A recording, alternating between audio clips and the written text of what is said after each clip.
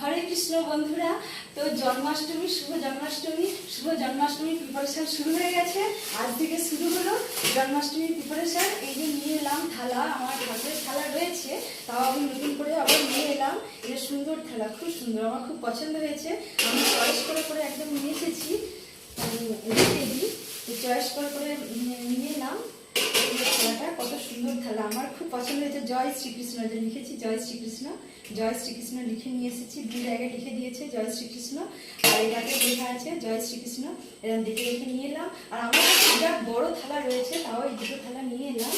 আর একটা জিনিস নিয়ে এসেছি, এটা খুব সুন্দর একটা জিনিস। এই যে দেখিয়ে দিই। ও বাবা, এটা তো পুরো প্র্যাকটিস করা হচ্ছে, যেটা টাইম হয়ে যাবে। তো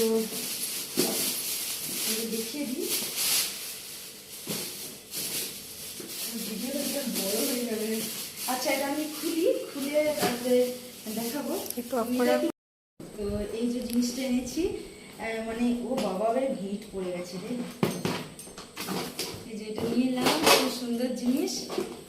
এই যে মানে জন্মাষ্টমীতে শ্রীকৃষ্ণের সব কিছু ভোগ টোগ সব বানাবো, সেই জন্য একদম নতুন ওভেন, একদম সুন্দর চকচক করছে, একদম নতুন ওভেন, একদম রেগুলেটর পাইপ সব কিনে নিয়ে এলাম।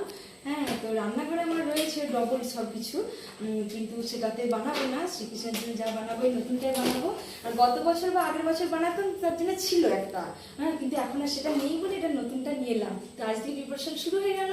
তো কাল থেকে কি করব, কাল থেকে সব বানাতে একটা একটা করে শুরু করবো।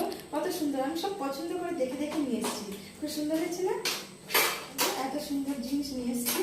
তো শ্রীকৃষ্ণের জন্যই, শ্রীকৃষ্ণের জিনিসগুলো বানাবো বলে নিয়ে এসেছি। হরে কৃষ্ণ, রাধে রাধে।